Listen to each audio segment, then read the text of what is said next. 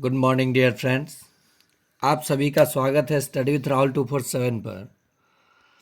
आज के क्लास में हम लोग देखेंगे सक्षमता परीक्षा 3 सीटेट 2025 बीपीएससी टीआरई 4 के लिए एक साथ पिछले वर्षों में पूछे गए प्रश्नों का निचोड़, जो पर्यावरण और विज्ञान का मास्टर क्लास होगा और ये पीआरटी के लिए होगा। तो एनसीईआरटी और एससीईआरटी का भी एमसीक्यू है और मैं ये दावा करता हूँ कि अगर इस चैनल पे आप जुड़ते हैं, पढ़ते हैं, तो सफलता का चांस 100% बन जाता है। तो चलिए हम लोग शुरुआत करेंगे बिना समय गंवाए। कुल 50 एमसीक्यू है, जिसमें आपको एक्स्ट्रा भी जानकारी यानी इससे अधिक प्रश्नों की भी जानकारी दी जाएगी। अगर चैनल को अभी तक आप सब्सक्राइब नहीं किए हैं तो सब्सक्राइब कर लें और बेल आइकन दबा लें। पहला प्रश्न है, जीव विज्ञान के जनक किसे कहा जाता है? तो मुझे उम्मीद है बहुत सारे लोगों को पता है जीव विज्ञान का जनक अरस्तु को कहा जाता है और जंतु विज्ञान का जनक भी अरस्तु को कहा जाता है।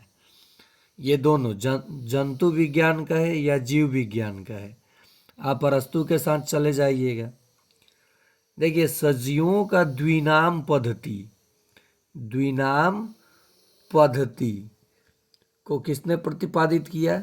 तो कहा जाएगा कैरोलस लीनियस ने।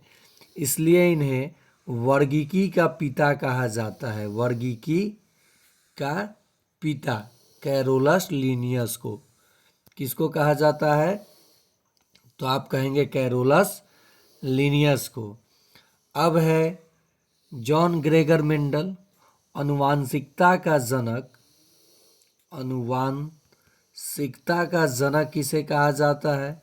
तो जॉन ग्रेगर मेंडल को कहा जाता है। ये तो जीव विज्ञान के पिता या जंतु विज्ञान के पिता भी आप अरस्तु को कह सकते हैं। थियोफ्रेस्टस, जैसे देखिए जीव विज्ञान की दो शाखा हो जाती है, वनस्पति विज्ञान और जंतु विज्ञान। तो वनस्पति विज्ञान के जनक थियोफ्रेस्टस को कहा जाता है। एक ही प्रश्न में आपने 4 प्रश्न देखा। जीव विज्ञान के जनक अरस्तु, आनुवंशिकता के जनक जॉन ग्रेगर मेंडल, द्विनाम वर्गीकी के पिता या द्विनाम पद्धति कैरोलस लीनियस, वनस्पति विज्ञान के पिता यानी जनक थियोफ्रेस्टस। चलिए अब इस प्रश्न को 1 नंबर मानकर आप लोग कमेंट में जवाब देंगे। वनस्पति विज्ञान के जनक किसे कहा जाता है? ऑप्शन है आपका Carolus Linnaeus, John Gregor Mendel, अरस्तु, थियोफ्रेस्टस। तीसरा प्रश्न है, जीवों के द्विनाम पद्धति की शुरुआत किसने की? 2 नंबर प्रश्न मान करके इस प्रश्न का जवाब आप लोग देंगे Carolus Linnaeus, John Gregor Mendel, अरस्तु या थियोफ्रेस्टस। द्विनाम पद्धति यानी वर्गीकी के पिता किसे कहा जाता है आपको बताना है। वर्गीकी का पिता यहाँ गया 3 नंबर में प्रश्न करके मैं आप लोगों को दे रहा हूँ। देखिए, जहाँ एक प्रश्न थ्योरी में मैं 4-5 प्रश्न बताऊंगा, उस पर प्रश्न भी आपको दिया है, आप ये बना सकते हैं। कमेंट में जवाब ज़रूर दीजिएगा अगर स्टडी कर रहे हैं तो। ऐसे ही प्रश्न एग्ज़ाम में पूछा जाता है। आपको सोचना है कि 50 प्रश्न पढ़ने पे 30 प्रश्न अगर एग्ज़ाम में लड़ जाए और 5000 प्रश्न पढ़ने पे 30 प्रश्न लड़े तो आपको कहाँ जाना चाहिए, ये आप समझ सकते हैं। तो ये 3 नंबर करके आप लोग जवाब देंगे।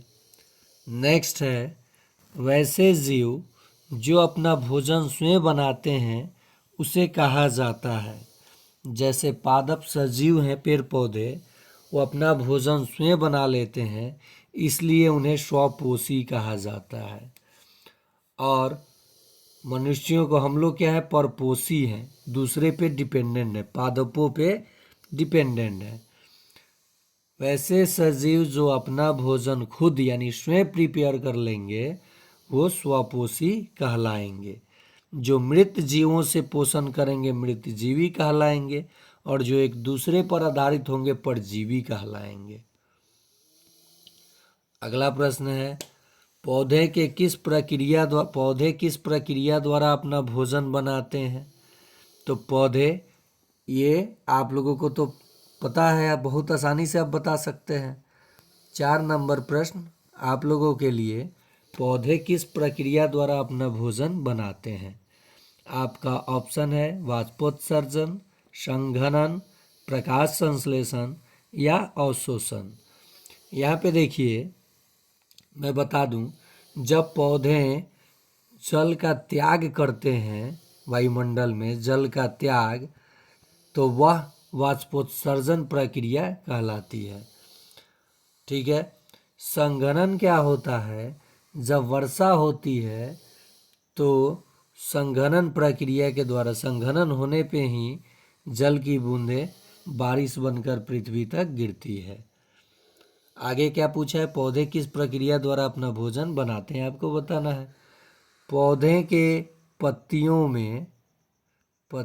में जो छिद्र होता है उसे कहा जाता है रंध्र। क्या कहा जाता है? रंध्र, यानी स्टोमटा। ये भी प्रश्न पूछ लिया जाता है। पत्तियों का हरा रंग तो कहिएगा क्लोरोफिल के कारण। क्लोरोफिल के कारण। पौधों का रसोई घर, तब भी कहिएगा पत्तियां। रसोई घर तो कहिएगा पत्तियां, याद रखिएगा। चलिए आगे चलते हैं। निम्नलिखित में रबी फसल नहीं है। तो देखिए, जो ठंडी में बोई जाती है रबी फसल होती है, और जो ग्रीष्म ऋतु में बोई जाती है खरीफ फसल यानी वर्षा ऋतु में, और ग्रीष्म ऋतु में जायद फसल। तो यहाँ सरसों जो है, मैंने देखा अपने गांव में ठंडी में बोई गई, गेहूं भी ठंडी में बोई गई, आलू भी बोई गई। तीनों ऑप्शन नहीं होगा, जो बच गया यही होगा। गन्ना जो है खरीफ फसल है। कैसा फसल है? खरीफ फसल। सरसों, आलू, गेहूं ये सब रबी फसल है। कैसा फसल है? रबी फसल। देखिए, फसलों में पानी देना क्या कहलाता है? तो वह सिंचाई कहलाता है। सिंचाई, ये सिंचाई ऐसे लिखिएगा। खरपतवार निकालना फसलों से, वो कहा जाता है निराई। क्या कहा जाता है? निराई। और दानों से भूसों को अलग करना कहा जाता है थ्रेसिंग, और अनाज को रखना कहलाता है भंडारण। पुराने समय में रहट एक प्रक्रिया थी जिससे खेतों की सिंचाई की जाती थी। मध्यकाल में अगर पूछा जाए कि रहट क्या था, तो आप कहेंगे सिंचाई की एक प्रक्रिया थी। चलिए आगे देखते हैं प्रश्न को। रहट का प्रयोग किया जाता था सिंचाई के लिए, बुआई के लिए, निराई के लिए या भंडारण के लिए। 6 नंबर प्रश्न मानकर आप लोग कमेंट में जवाब देंगे। मैंने अभी डिस्कस किया था इस पर कि रहट क्या है, मध्यकाल में रहट से क्या किया जाता था। नेक्स्ट है, निम्नलिखित में से कौन सा एक मछली है? तो देखिए, इसमें जो समुद्री खीरा है एक मछली है। समुद्री खीरा क्या है? एक मछली है। कोशिका की खोज किसने किया? तो देखिए, 1665 ईस्वी में रॉबर्ट हुक ने कोशिका की खोज की। किसी भी सजीव की क्रियात्मक और संरचनात्मक इकाई जो होती है वो क्या होती है? कोशिका। जीवित कोशिका की खोज अगर पूछ दे तो लिवेन हॉक आंसर मारिएगा। और केवल कोशिका की बात करें तो रॉबर्ट हुक। यहाँ और भी ऑप्शन में प्रश्न मुझे दिख रहा है। कोशिका के केंद्रक की खोज किसने की? तो रॉबर्ट ब्राउन। और मलेरिया परजीवी की खोज किसने की? मलेरिया परजीवी की खोज किसने की? तो आप कहेंगे रोनाल्ड रॉस। ये भी प्रश्न काफ़ी बार पूछा गया है। मलेरिया किसके कारण होता है? तो प्रोटोजोआ के कारण। प्रोटोजोआ जोआ के कारण मलेरिया होता है। सिनकोना के पेड़ के छाल से इसकी दवा बनता है। ये प्लाज्मोडियम से दवा, प्लाज्मोडियम जीवाणु के कारण ये होता है मलेरिया। तो आप यहाँ पे बहुत सारे प्रश्न को जाना। चलिए आगे देखते हैं प्रश्न। मानव शरीर की सबसे बड़ी कोशिका है। तो अंडाणु जो फीमेल में पाया जाता है, ये मानव शरीर की सबसे बड़ी कोशिका है। और ऐसे कहेगा सबसे छोटी कोशिका, मानव शरीर की नहीं, ऐसे ही सबसे छोटी कोशिका तो कहिएगा माइकोप्लाज्मा। सबसे बड़ी कोशिका तो शुतुरमुर्ग का अंडा। मानव शरीर की सबसे छोटी कोशिका तो स्पर्म। मानव शरीर की सबसे बड़ी कोशिका तो अंडाणु। अगला प्रश्न है, कोशिका का ऊर्जा गृह कहा जाता है। तो कोशिका के ऊर्जा गृह माइटोकॉन्ड्रिया को कहा जाता है। सबसे बड़ा एक कोशिकीय जीव है। तो देखिए ऑप्शन है ईस्ट, एस्टोबैक्टर, एस्टाबुलेरिया, पैरामीशियम। तो सबसे बड़ा एक कोशिकीय जो जीव है वो है एस्टाबुलेरिया। क्या है? एस्टाबुलेरिया। पादप कोशिका जंतु कोशिका से किस प्रकार भिन्न होती है? तो जो कोशिका भित्ति होती है ये केवल पादप में पाई जाती है और जंतु में नहीं पाई जाती है। तो पादप कोशिका जंतु कोशिका से कोशिका भित्ति के कारण भिन्न होती है। प्लाज्मा झिल्ली बनी होती है प्रोटीन और लिपिड। तो आंसर हो जाएगा दोनों। जो प्लाज्मा झिल्ली होती है वो लिपिड और प्रोटीन की बनी होती है। एक रिक्वेस्ट है आप लोगों से, आप लोग वीडियो तो देख लेते हैं लेकिन जितने लोग देखते हैं वो लगता है हमसे नाराज़ हैं, लाइक नहीं करते हैं, कमेंट नहीं करते हैं। जो सवाल पूछा जाए कम से कम उसका जवाब आप लोग दीजिए। लाइक कीजिए या नहीं कीजिए, अच्छा लगे तब कीजिएगा, नहीं लगे तो नहीं कीजिएगा, लेकिन सिलेक्शन पाना हो तो इन सारे प्रश्न को आप समझते चलिए। आगे है, टमाटर का लाल रंग किसके कारण होता है?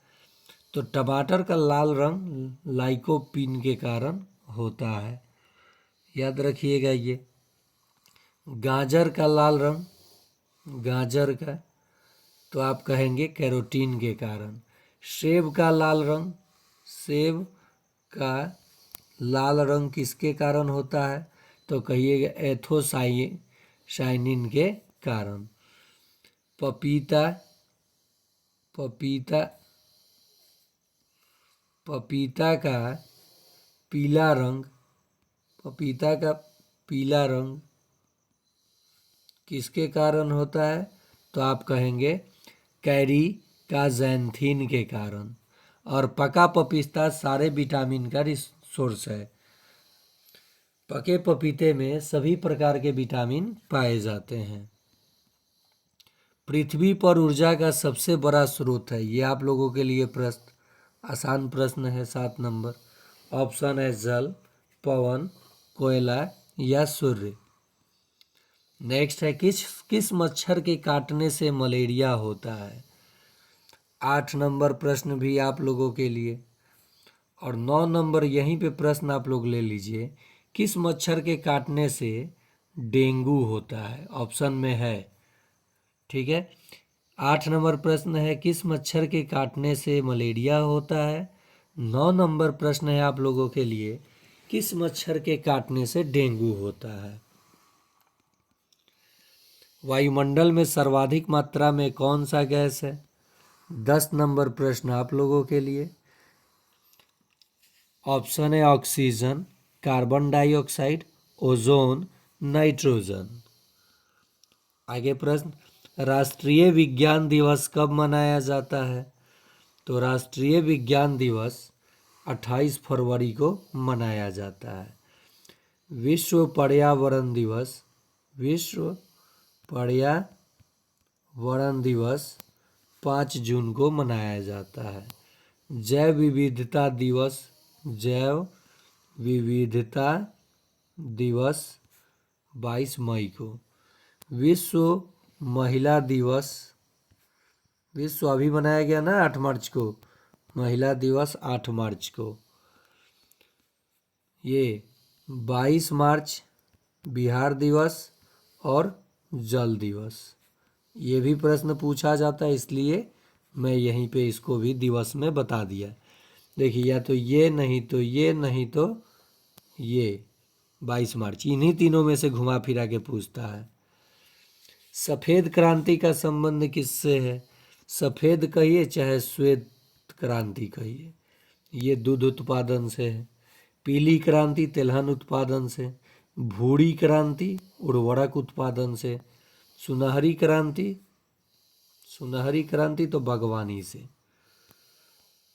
और आ जाएगा हरित क्रांति तो खाद्यान्न उत्पादन से। शेरशाह सूरी का मकबरा कहाँ स्थित है? ऑप्शन है पटना, गया, सासाराम, पश्चिम चंपारण, तो उत्तर हो जाएगा सासाराम। बिहार का सबसे गर्म जिला और सबसे ठंडा जिला। जनसंख्या घनत्व में सर्वाधिक, चाहे जनसंख्या की दृष्टि से बिहार का सबसे बड़ा जिला तो पटना। पश्चिमी चंपारण क्षेत्रफल की दृष्टि से सबसे बड़ा जिला, और एकमात्र बिहार का राष्ट्रीय उद्यान वाल्मीकि राष्ट्रीय उद्यान पश्चिमी चंपारण में ही स्थित है। भारत, अब देखिए कुछ प्रश्न ऐसा लिया हूँ जो बीपीएससी टीआरई में पूछा हुआ था 1 to 5 में, पीआरटी में, तो ऐसे भी प्रश्न आपके एग्जाम में बन सकते हैं, इसलिए मैं ये कॉम्बो तीनों का लिया हूँ। सक्षमता, सीटेट, बीपीएससी। सीटेट का आगे फिर प्रश्न लिया हूँ, पर्यावरण तो सीटेट का मैच कर जाता है। थोड़ा सा जो सीडीपी वाला सेक्शन होता है 15 अंक का, उसमें आपको कौन कौन सी चीज़ें पढ़ना होता है, ये जब मैं बैच लॉन्च कर रहा हूँ अभी तुरंत अप्रैल से, 1 या 2 अप्रैल से बीपीएससी टीआरई 4 और सीटेट और साथ ही साथ सक्षमता, इसी चैनल पर।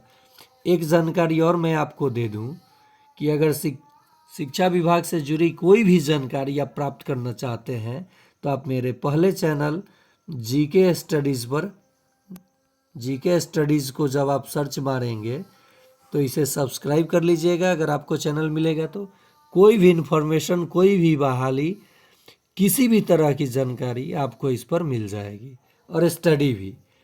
और इस चैनल जो आप देख रहे हैं study with Rahul 247, study with Rahul 247, इस पर आपकी स्टडी कराई जाती है, और वो भी कैसी, तो शैक्षणिक। अगला प्रश्न है, राष्ट्रीय उद्यान में सुरक्षा दी जाती है केवल जंतु, केवल पादप, संपूर्ण पारिस्थितिकी, इनमें से कोई नहीं। उत्तर हो जाएगा संपूर्ण पारिस्थितिकी को सुरक्षा दी जाती है। बायोगैस का प्रमुख घटक कौन सा है? तो जो मेथेन होता है ये बायोगैस का प्रमुख घटक होता है। शुष्क बर्फ है, शुष्क बर्फ हम लोग कार्बन डाइऑक्साइड को कहते हैं।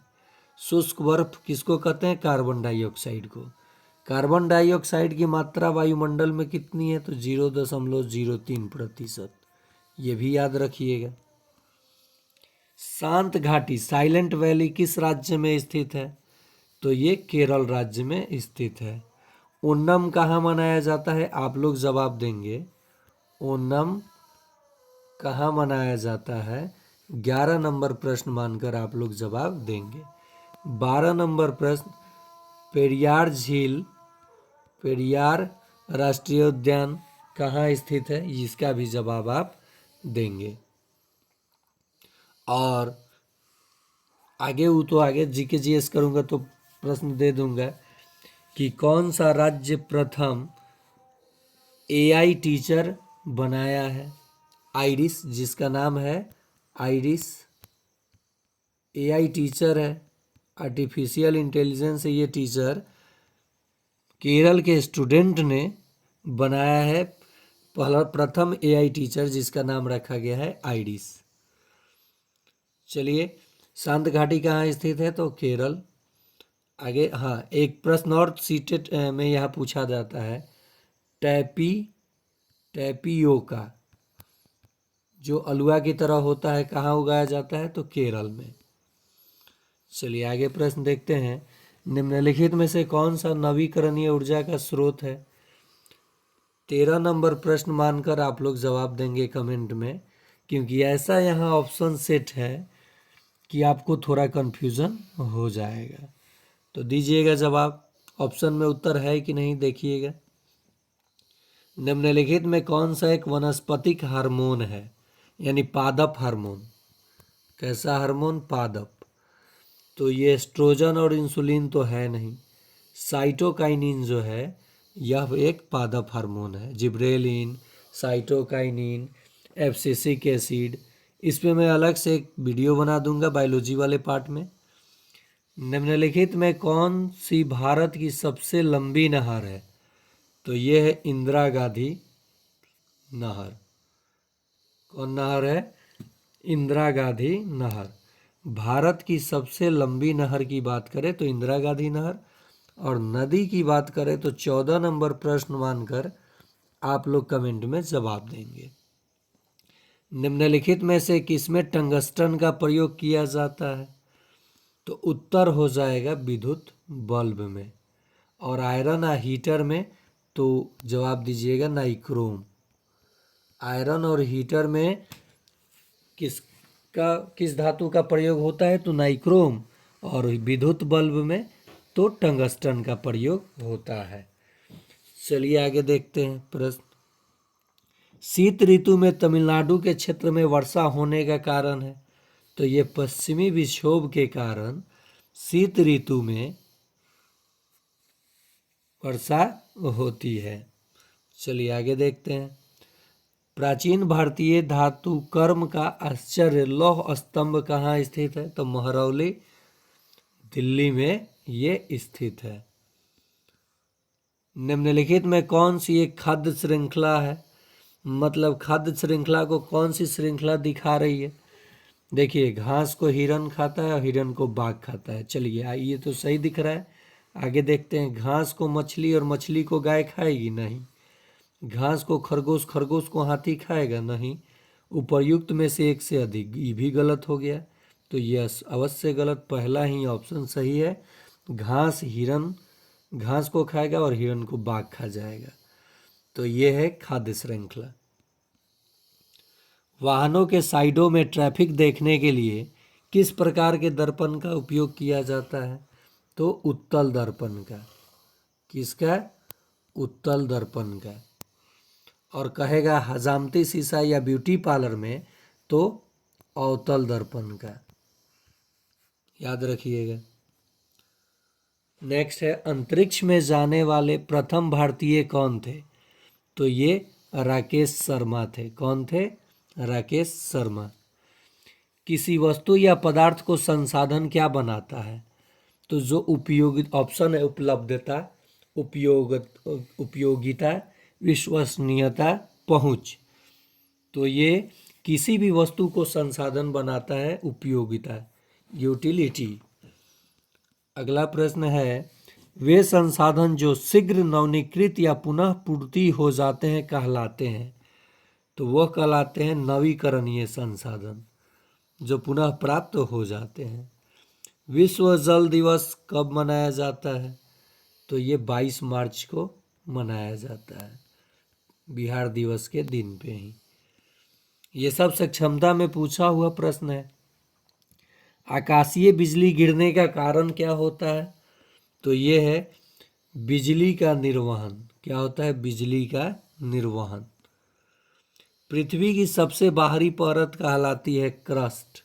क्या कहलाती है? क्रस्ट। तो कौन सा आंसर सही हो जाएगा? पपड़ी, यानी 3 नंबर। बिजली के तार और बिजली के उपकरणों के हिस्से डैश से ढके होते हैं। तो ये इंसुलेटर यानी प्लास्टिक से ढके होते हैं। किससे ढके होते हैं? तो प्लास्टिक से ढके होते हैं बिजली का तार। यहाँ एक प्रश्न और मुझे दिख रहा है चांदी में, विद्युत का सबसे अच्छा चालक पदार्थ, धातु। विद्युत का सबसे अच्छा चालक धातु तो सिल्वर। सिल्वर का संकेत होता है Ag और सोना का संकेत होता है Au, ऑरम और अर्जेंटम। लैटिन नाम से लिया गया है इसके सिंबल को। आगे देखते हैं प्रश्न, जीवित जीवों के सांस लेने की प्रक्रिया को क्या कहा जाता है? तो श्वसन कहा जाता है।